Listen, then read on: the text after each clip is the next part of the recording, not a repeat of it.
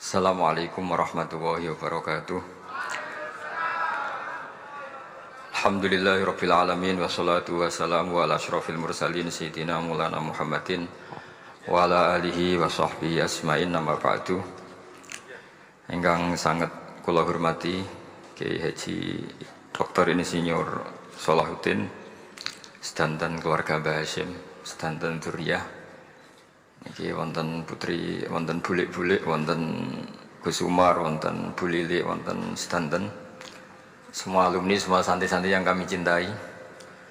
Saya ini syukur sekali karena waktunya tinggal sebentar, jadi uji nyalinya juga sebentar. Saya akan ngomong sesuai spesialisasi saya, yaitu fikih. Karena saya murid Kiai Haji Maimun Zubair yang bersanad lewat Mbah Karim sampai Mbah Hasyim, atau bersanad lewat Mbah Mun, Mbah Zubair, kemudian Mbah Fakih Mas Kumambang, juga teman Mbah Hasyim ketika sama-sama ngaji di Mekah.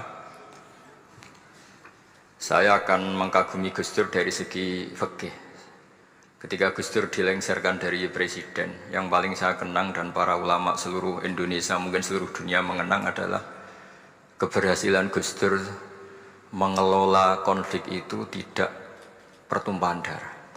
Itu satu prestasi yang insya Allah jadi amal beliau, semoga mendapat ridhonya Allah Subhanahu wa ta'ala. Karena yang paling dihindari oleh Islam sebisa mungkin adalah jangan ada darah menetes, apalagi hanya demi kekuasaan. Sehingga Rasulullah SAW sampai berdamai ketika terjadi tarik ulur di Sulhul Hudaybiyah.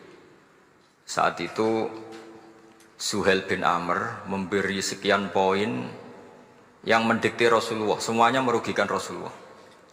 Tapi tidak semuanya merugikan Rasulullah, tidak ada yang menguntungkan sama sekali. Tapi Rasulullah menuruti itu semua demi tidak bertumpahan darah. Padahal Suhail bin Amr zaman itu masih kafir. Sehingga menjadi fikih bahwa perdamaian itu harus kita jaga. Sampai ada ayat wa in janahu lisalmi fajnalaha wa tawakkal 'ala Allah. Jika mereka ingin damai, kamu harus menuruti itu. Sehingga damai itu pula yang zaman era Gus Wahid, ketika beliau menginginkan negara berdasar Islam, itu banyak di buku, termasuk beliau panitia 9 persiapan kemerdekaan Pebuki, juga tadi Gus Salahuddin cerita. Beliau akhirnya kompromi juga dengan negara yang berbentuk Pancasila. Kemudian itu disosialisasikan era Muktamar Situbondo, yaitu Kiai Haji Ahmad Siddiq, didukung oleh Gus Dur karena zaman itu beliau kalah sepuh sama Kiai Haji Ahmad Siddiq. Jadi itu fikih yang saya menjadikan pengagum Gus Dur, karena ibadah Darul Mafasid Muqaddamun ala Jalbil Masalah adalah ibadah yang luar biasa.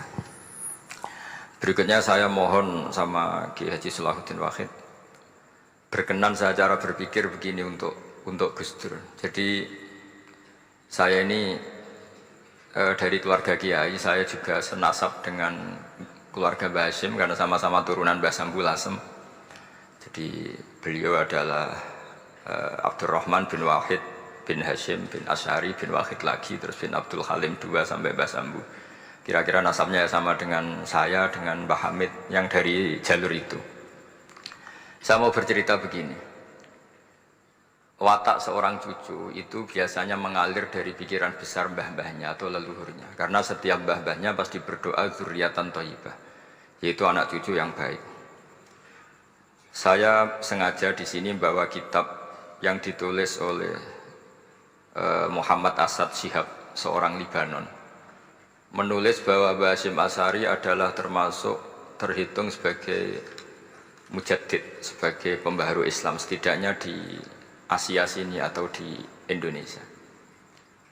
Di sini ada kitab ini diterjemah beberapa kali, sebagian oleh Kiai Haji Mustafa Bisri, sebagian oleh Kiai Sodik Semarang. Saya punya edisi asli, edisi Arabnya, karena saya dari awal ingin ngaji sama santri-santri Tebuireng. Karena buyut-buyut saya itu termasuk gurunya Mbah Soleh Darat. Jadi buyut saya yang di Kudus, Pondok Damaran itu dulu Mbah Soleh Darat pernah ngaji di situ. Dan Mbah Hasyim kecil pernah ngaji sama Mbah Soleh Darat. Dan tentu biasa itu dalam ilmu sanad, guru-guru saya indukannya di Mbah Hasyim juga pernah ngaji beberapa ulama di Pantura. Dan saya pastikan di antara perilaku atau manhaj Mbah Hasyim adalah, ini saya baca guru-guru beliau, kemudian ada perilaku yang persis ditiru Gus Dur. Jadi itu bukan sekedar bukan sekedar mitos atau kebetulan, beliau punya pilihan-pilihan yang dipilih sampai akhir hayatnya. Di sini ada cerita proses Mbah Hasyim ngaji, kemudian pernah ada seorang Jerman mau belajar Islam sama Mbah Hasyim, kemudian ditemui beliau dengan sangat hangat. Ketika sudah mengenal Islam secara detail, ya saya ulang lagi, ketika sudah mengenal Islam secara detail, beliau ngendikan, kamu jangan tergesa-gesa, kata beliau. Kamu harus menerima Islam ini secara al-bayyinah, secara argumentatif, secara logika yang benar, jangan karena terpaksa. Itu pula yang akhirnya Mbah Hasyim mendorong khurriyatul fikri. Orang itu harus merdeka dalam berpikir. Itu pula yang mengilhami Rasulullah SAW ketika Sulhul Hudaybiyah. Orang kafir yang masuk Islam harus dikembalikan ke habitat kafir, karena itu habitat asli. Karena rata-rata dulu suku Mekah zaman itu kafir semua. Tapi yang orang Islam masuk kafir harus dibiarkan karena dianggap kembali ke habitat. Tentu semua perjanjian itu merugikan Rasulullah SAW. Tapi yang unik, Rasulullah itu menerima itu semua. Kata Rasulullah, sudah perjanjian itu kita terima saja. Akhirnya perjanjian itu diterima. Kemudian tapi Nabi hanya minta satu hal. Orang kafir Quraisy tidak boleh melarang orang diskusi Islam. Akhirnya mereka diskusi tentang Tuhan, tentang agama, tentang macam-macam. Sehingga mereka akhirnya membandingkan, namanya punya Tuhan batu sama Tuhan yang disebut Muhammad. Tentu mereka masih jangkar pakai nama Muhammad. Mereka diskusi. Kalau kita punya Tuhan berhala, efeknya begini-begini. Kalau Tuhan kita banyak, efeknya gini-gini. Diskusi. Yatafawaduna fil hadis. Mereka diskusi secara terbuka. Terus fama ahadun ya'kilu syai'an illa dakhala fihi. Kemudian seseorang yang berpikir secara benar, yang mengenali Islam, pasti akan masuk Islam. Sehingga karena mereka diskusi bebas tanpa tekanan, akhirnya mereka memilih Islam. Dan selama mereka Islam, mereka akhirnya ikrar Islam sama ikrar, ya cara sekarang ikrar, kemudian menjadi Muslim. Dan otomatis perjanjian itu dibatalkan. Makanya kata Imam Zuhri, guru Imam Malik, maka nafathun a'zuma fil Islam min sulhul Hudaybiyah. Enggak ada kemenangan Islam sehebat kemenangan dalam Hudaybiyah, yaitu orang berbebas berpikir. Kemudian kebebasan berpikir ini pasti mengarah ke mengaku yang benar, menanggalkan yang salah. Tentu orang dulu mendewa-dewakan Lata Uzza, pokoknya menuhankan makhluk, menjadi sadar bahwa itu aneh. Kenapa kita harus sembah batu yang dipahat, kenapa kita harus menyembah makhluk dan sebagainya, dan akhirnya mereka Islam.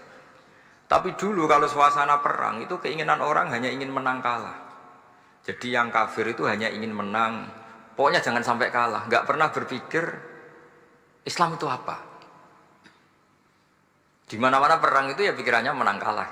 Tapi setelah nggak ada perang, meskipun segala perjanjiannya merugikan Islam, orang akan berpikir secara objektif. Makanya fama ahadun ya'kilu syai'an illa dakhala fihi. Tidak ada seseorang yang berpikir tentang Islam kecuali akhirnya masuk Islam. Sehingga itu disebut maka nafathun a'zuma fil Islam min sulhul Hudaybiyah. Enggak ada futuhat yang sebesar sulhul Hudaybiyah. Ya, kitab ini namanya Wadi'ul Labinat Istiqlalil Indonesia. Mungkin santri Tebuireng mungkin lebih tahu ya, karena harusnya lebih tahu. Jadi kalau tahunya baru sekarang ya rodo innalillahi wa inna ilaihi rajiun. Jadi saya tidak perlu bangga lebih tahu, karena memang seharusnya Anda lebih tahu. Kalau tidak ya keterlaluan. Ya namanya itu Wadi'ul Labinatil Istiqlal al-Indonesia. Ini saya baca, tapi ini demi Gus Dur, artinya bahwa pilihan-pilihan itu mulai ada zaman Mbah Hasyim Asy'ari. Saya baca satu-satu ya, mulai kredibilitas ilmu beliau, karena dalam Islam itu harus ada sanad. Saya pernah ditanya seorang ilmuwan, Pak Bahak, kenapa Islam itu harus ada sanad? Kita kan orang cerdas, kan bisa berpikir sendiri, ngapain nunggu pikirannya orang-orang, kata saya. Terus saya bilang, agama itu agamanya Allah dan Rasul. Kalau pikiran kamu namanya agama kamu, bukan pikiran agama, kata saya. Kalau kamu punya pikiran, ya namanya pikiran kamu, tidak agama. Kalau agama itu harus bersanad. Jadi pikirannya Mbah Hasyim sama dengan pikirannya Mbah Mahfud pikirannya sama dengan Said Abi Bakar Sato sama dengan Sayyid Zaini Dahlan, dan seterusnya sampai logika itu sampai Rasulullah Shallallahu Alaihi Wasallam. Saya beri sekian contoh. Pikiran yang kita ciptakan bisa salah, misalnya begini. Dulu misalnya Nabi pernah bersabda, al-qatil wal maqtul finnar, pembunuh yang dibunuh sama-sama neraka. Jadi idal taqal muslimani bisayfihima fal qatil wal maqtul finnar. Jika dua orang muslim bertemu sama-sama bawa pedang, maka yang bunuh maupun yang dibunuh itu sama-sama masuk neraka. Makanya kita harus syukur sekali Indonesia itu paling menghindari membunuh, karena kalau sesama muslim membunuh itu ancamannya berat, sama-sama masuk neraka. Bukan sekedar diboyong dari pondok Tebu Ireng, itu neraka gitu. Kalau dibayang pondok gampang, nanti mondok lain gampang. Terus logika sahabat begini, hadza al-qatil fama balul maqtul. Oke ya Rasulullah, kalau al-qatil masuk neraka namanya pembunuh, oke kita terima. Tapi fama balul maqtul, lalu dosanya yang terbunuh itu apa? Wong dia korban kok dia dibunuh. Apa jawabannya Rasulullah sallallahu alaihi wasallam? Jawabannya innahu kana harison ala qatli sahibi. Sebetulnya dia juga mentalnya pembunuh, cuma nasibnya terbunuh. Jadi seperti misalnya sampean hasut saya, itu nggak perlu disakeni. Sebenarnya sampean yang inginnya ya menggusur saya, cuma nasibnya tergusur gitu. Makanya kalau ada orang rebutan pacar kok kalah itu udah usah disakeni. Sebenarnya mentalnya dia perebut gitu. Cuma nasibnya kalah gitu. Jadi apa ya? Ya tadi. Ya ini penting ya, penting sekali. Jadi sebetulnya ketika duel itu semuanya kan mentalnya pembunuh, maka dia nasib saja sebagai maktul, tapi mentalnya pembunuh. Karena dia mentalnya, niatnya, komitmennya pembunuh, maka dia sama-sama di neraka. Maktul itu faktanya terbunuh, tapi mentalnya pembunuh, sehingga hukumannya sebagai pembunuh. Sama kalau sampean berebut itu mentalnya ya perebut, cuma nasibnya kalah atau terebut. Itu soal nasib. Ini saya baca dulu ya guru-guru Mbah Hasyim supaya clear. Selama ini yang dikenalkan beliau ngaji sama saya Mahfud, saya Khotib Minangkabau. Ini di kitab ini. Saya baca sesuai harokat yang ada di kitab ini. Nanti kalau sampai tidak cocok karena beda madhab, ya nggak apa-apa, asal pinter saja. Karena baca kitab itu unik. Kadang-kadang satu guru sama guru yang lain itu beda-beda. Dan biasanya guru itu nggak mau kalah. Mbah Mun itu sering cerita, ada kiai maknani wati ini lan wit alu. Itu muridnya gerutu karena pernah mondok itu kok enggak gitu. Pak guru, di kitab saya maknanya itu pohon elo. Lah iya cung, wit elo kena gua alu kata guru. Gurunya karena gurunya enggak mau kalah. Ada yang guru itu salah baca wal jarodin lan lawang. Muridnya enggak terima. Pak Yai saya pernah ngaji itu maknanya walang. Lah iya walang sing ning lawang cung.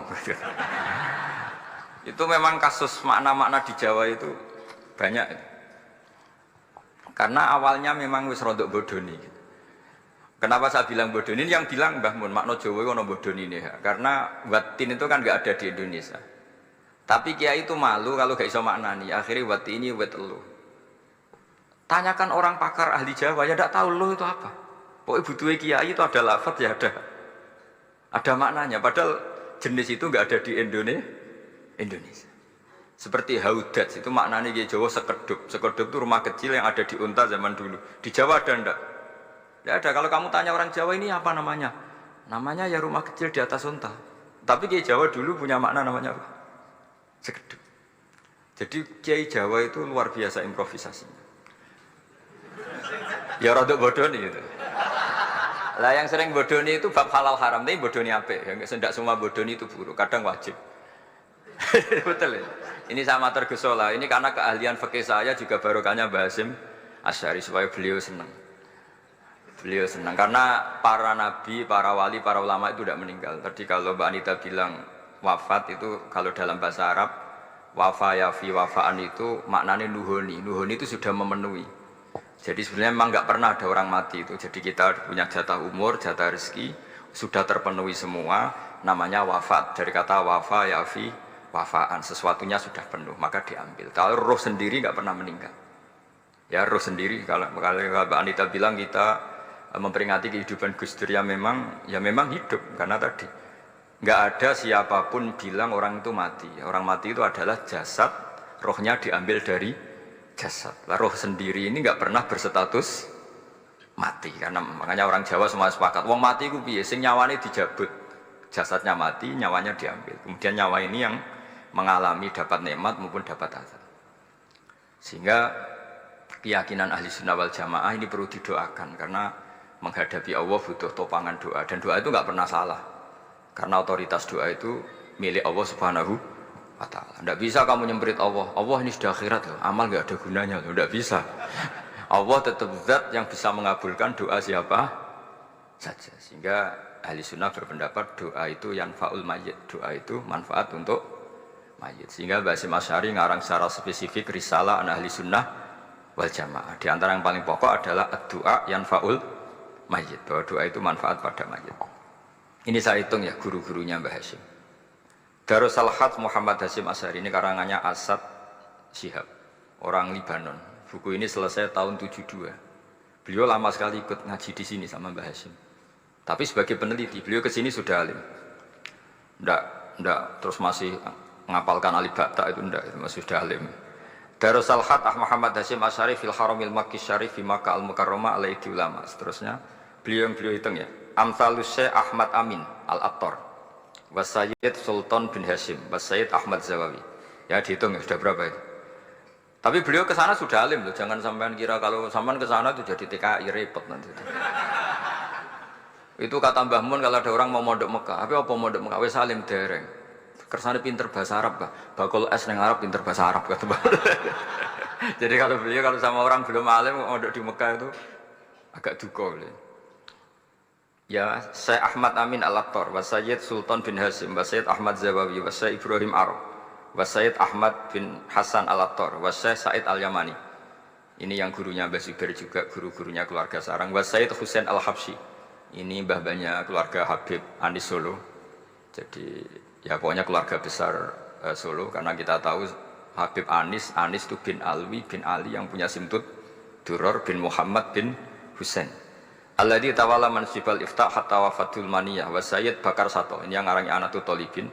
Wa Syekh Rahmatullah wa Sayyid Alawi bin Ahmad As-Segaf. Ini yang ngarang Tarsihul Mustafidin. Kita tahu sarah I'anah paling terkenal adalah dua, I'anatul Talibin dan Tarsihul Mustafidin. Itu dikarang oleh Alawi bin Ahmad As-Segaf. Terus wa Sayyid Abbas Al-Maliki, itu banyak Sayyid Muhammad. Karena kita tahu Sayyid Muhammad adalah Muhammad bin Alawi bin Abbas, ya, Muhammad bin Alawi bin Abbas. Itu juga gurunya Mbah Hasyim, wa Sayyid Abdul Az-Zawawi, wa Syekh Saleh Bafadl, wa Syekh Sultan Hasyim Dagestani. Jadi selain guru-guru di Indonesia termasuk Mbah Mahfud Termas, Syekh Khotib Al-Minangkabu, beliau punya guru-guru itu yang saya sebut. Lalu barokahnya guru-guru itu,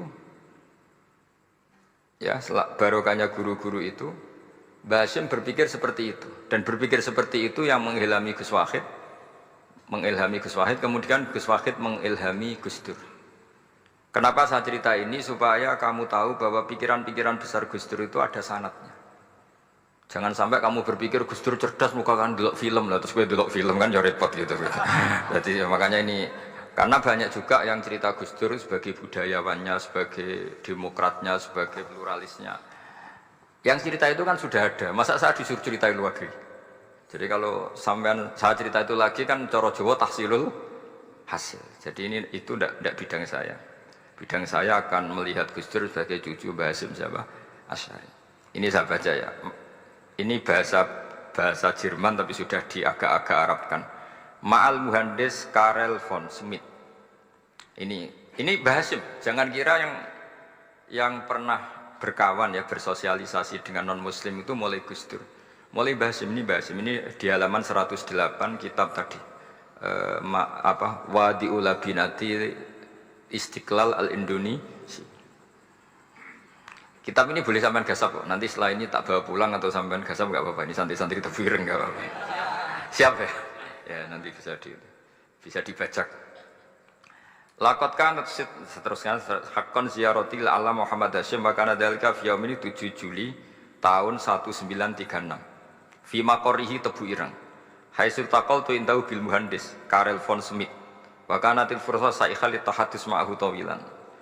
Terus setelah itu ini ceritanya mu'allif menangi Basim diskusi sama orang orientalis. Ini kata mu'allif, wa hadhil uqdatu takunu aqidatan wa hiya uqdatul mustasyrikin fa kullu shay'in ya'ti minal ghurbiyin wal irobiyyin wa Eropa ya'tabirunahu dasisah.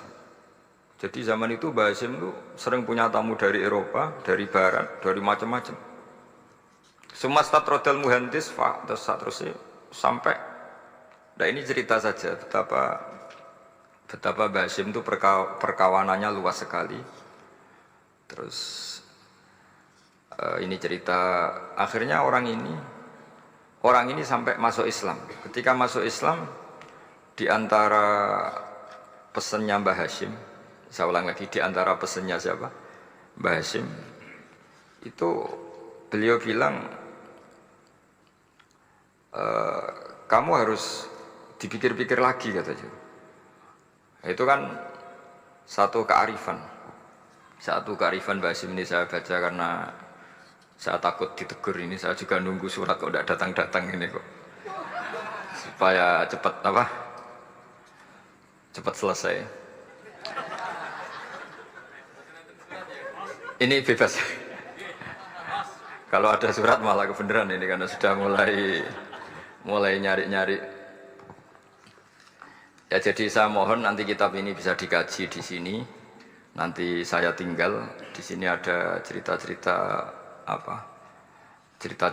sampai beliau berteman orang Eropa, terus beliau macam-macam sampai terus saya teruskan. Summa arsalatku syirka ila Indonesia amin 1929 wa tanaqala fi katsir minal mudun wa makatha akhiran fi madinati Surabaya bi Jawa Syarqiyah wa min huna bada'atil hidayah wa taufiq taqudanihi ilal khairi. Hadas lautil hadis bil amil alladhi yakti fatratas tirah.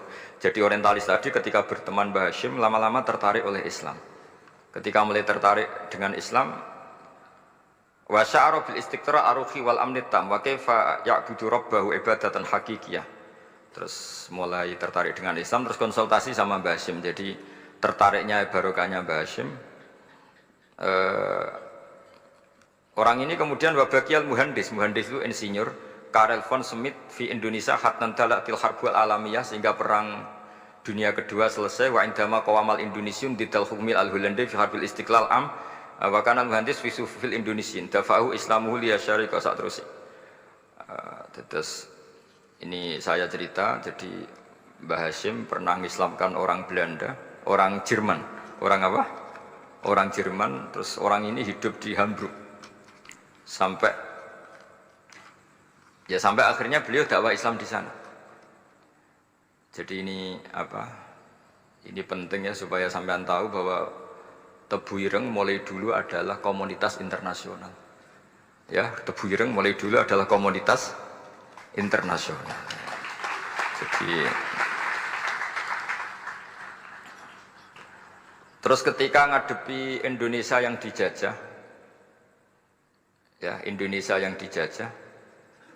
ini Mbah Hasyim bersama kawan-kawannya sepakat iktikaf di Multazam. Ini saya baca ya.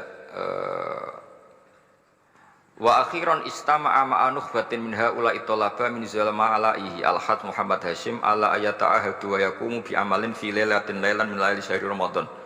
Al-mu'azzam istama'a haula'i talaba waladina yantamuna ila iddati qawamiyatin. Qawamiyah itu kalau bahasa sekarang perlawanan min Afrika wa buldani janubi Asia, Asia Tenggara, wa Asia al-Wusta, Asia Tengah, wal buldan al-Arabiyah.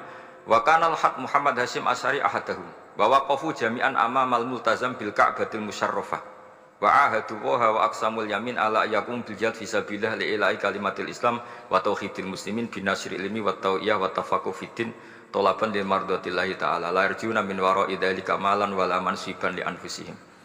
Jadi sebelum beliau pulang ke Indonesia, itu komunitas Asia Tengah, Asia Dekat, Asia Jauh, semuanya dijajah karena Mesir dijajah Prancis, yang Burma dijajah ini, yang Indonesia dijajah ini, semuanya berdoa di Multazam. Intinya Mbah Hashim itu patriotik betul, patriotik betul. Tapi ya religius betul. Beliau berdoa di Multazam, beliau menyanggupi siap jihad melawan penjajah. Tapi saat itu juga berikrar kalau semua itu tidak untuk nyari pangkat. Makanya saya yakin Gus Dur adalah orang saat jabat presiden karena supaya Indonesia tidak chaos. Buktinya apa? Ketika beliau dilengsarkan ya santai saja. Wong ngajine wa mal hayatud dunya illa mataul ghurur. Jadi ya santai saja itu. Tidak jadi masalah. Terus kitab ini menerangkan, ini saya baca ya. Li khidmatid duwal alladziina laha musta'maratun. Musta'marat itu dijajah mislu Holanda wa Inggris wa Rusia wa Pernisia wa fi hadzal amri bidzat ara ana 'alal muslimin wal mas'ulin khususan. Ini intinya ulama-ulama yang dari timur jauh kemudian sowan ke Mbah Hashim minta fatwa karena negara-negara mereka juga dijajah. Jadi dulu orang dari Jerman, dari mana-mana belajar Islam juga sama Mbah Hashim.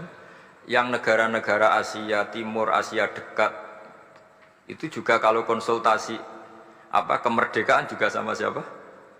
Mbah Hashim. Jadi uniknya kitab ini ditulis oleh orang Libanon. Jadi orang Libanon itu saking penasarannya sama Mbah Hashim Asy'ari itu datang ke sini. Ya datang apa? Datang ke sini untuk belajar sama Mbah Hashim. Dan di antara belajar itu kemudian sampai sini ternyata tamu-tamunya Mbah Hashim dari berbagai negara.